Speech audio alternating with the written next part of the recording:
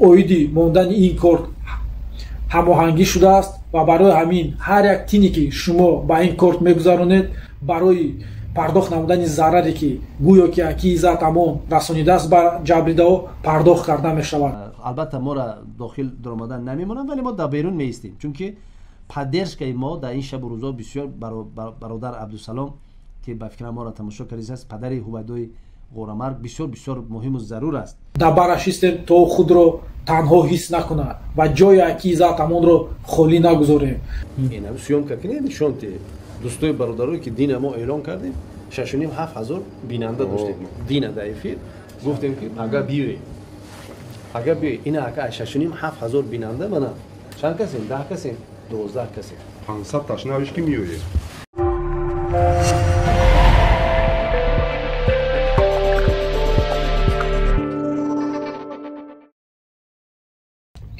худо он миллатеро сарбарӣ дод ки тақдираш ба дасти хеш бинвишт. ба он миллате сару кор надорад ки деҳқонаш барои дигарон кишт.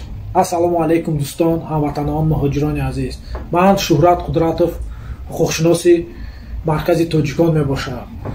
ба шумо якчанд паём дорам ва мехоҳам паёми худро ба шумо бирасонам.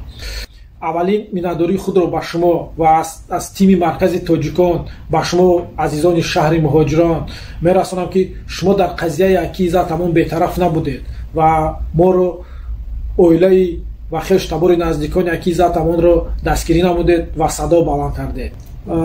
читаре ки мо медонем дар душанбе бо моддаи 247 нисбати акии зат парвандаи ҷиноятӣ оғоз карданд ва шахсони пайдо шуданд ки гӯё акии зат ба онҳо зарар расонидааст ва мехоҳам қайд карда ки ин зарар дар даруни нохунак мебошад, чунки мо ҳама хуб медонем ки ин айбномаҳо ки нисбати акӣ аз Иззат Озир пешниҳод шудааст ягон асос надорад ва барои ҳамин мо кӯшиш карда истодаем ки ба акии зат ё ки хонаводаи акии зат барои пардохт намудани ин зарар кӯмак намоем ва ҳоло тими маркази тоҷикон ба кӯмаки шумо муҳтоҷ аст ва мо аз шумо хоҳиш мекунем ки шумо ҳарчанд ки садо баланд кардед дар ин қазия моро дастгирӣ намудед, мо мехоҳем ки шумо ба мо кӯмаки молия ҳам расонед, касе чӣ қадаре метавонед ва дар зери ин навор рақами корти бонкиро мебинед ки ба ин корти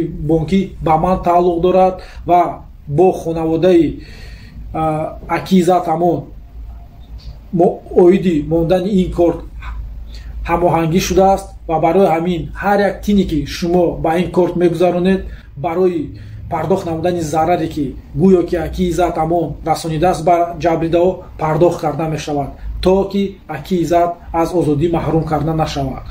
ва барои ҳамин аз шумо хоҳиш менамоям ки касе чӣ қадаре метавонад кӯмаки худро дариғ надоред, то ки мо кӯмаки худро ба хонавода ва дар қазияи акии Иззат ба худи Иззат амон кӯмак намоем.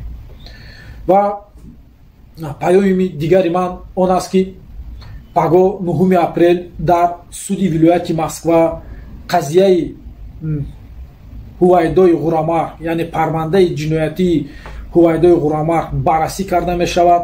соати 13:00 таъин карда шудааст ва аз шумо хоҳиш мекунам ки касе имкон дошта бошад ба назди суди вилояти Москва омада падари Ҳувайдоро дастгирӣ намоем. дар бараш истем то худро танҳо ҳис накунад ва ҷои акии зат амонро холӣ нагузорем, чунки мо ҳама бояд дар хизмати муҳоҷирон бошем ва дар вақти вазнинӣ дастгирӣ намоем ҳамдигарро. барои ҳамин касе ки метавонад хоҳиш мекунем ага ба суди вилояти Москва биёед, шахсан банда дар он ҷо ҳузур менамоям то падари Ҳувайдоро дастгирӣ намоем ва ба гӯем ки иштирокчиёни дигар мурофиаи судӣ нишон диҳем ки падари Ҳувайдо дар ин қазия танҳо нест. Ҳувайдои ғурамаргро мо фаромӯш накардаем ва кӯшиш менамоем ки он ҷинояткоре ки Ҳувайдоро ба қатл расонидааст ҷазои сазовор бинад ва барои ҳамин умедворам ки бо шумо пагоҳ дар назди суди вилояти Москва вомехӯрем. раҳмати калон дӯстон, то дидор фардо дар назди суди вилояти шаҳри Москва вомехӯрем. қазияи дигар дар бораи суди خواهرک ما، دخترک ما، فرزندک ما هویدا فردا ساعت 10 انشالله مرکز توجیکان، نماینده مرکز توجیکان همه در مسکووسکی областной суд در کراسنогорسк، یعنی در مترو میکینینا، هر کی از شما اگر آمدنی هست مترو میکینینا میبروید، از مترو میکینینا تا مسکووسکی областной суд حدودا 1 کیلومتر راه است پیاده 64 کیلومتر مکعب. همین در اینترنتتون در مسکووسکی областной суд زنی ادرسش میبره. البته ما را داخل درآمدن نمیمونن ولی ما در بیرون میستیم، چون که поддержкаи ما در این شب و روزا بسیار برادر عبدالسلام که به فکر ما را تماشا کردید است، پدر هویدای غورامرگ بسیار بسیار مهم و ضرور است.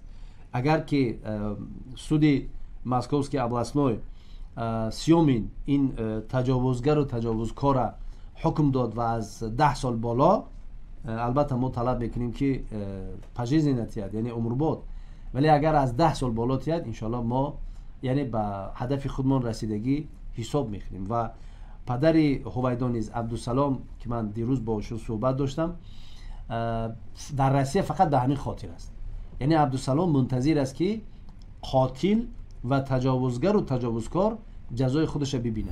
همین وطنداری همینه دیگه. چیه ایمو دیگه چی فایده؟ همین دیگه ایمو چی فایده دیگه؟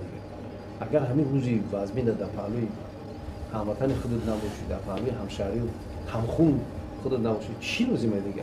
انا ما تو کایزانم هم مسئولش هستم اول دا ما کالوگا میدونم ما ما اینا با تو فکر میشه اینا کو دوباره کو سود ندارم ما را میگم که سالن تا کو سود یک میگه که نمورا ببروی ما را وجه همین خلاص ما را زمین تا کارگاه پشتگاه وجه نمیره در ما را افتاده ما را فهمید سود میبروی نه با تو را پشت که کار سالن ما دوی ما سند بالیان کار از کالوگا میام اینا می دوباره نبود اکریت میشه تو ما را میبروارم همین وطنداری هم هر خیل میشه در رنگ ایمان بود. یک آدم وطنداره تاک، اخی با وطنداره رنگ برادر من هیچ از کالوگا ما همش داشتم آیا شما سیومکا کردید؟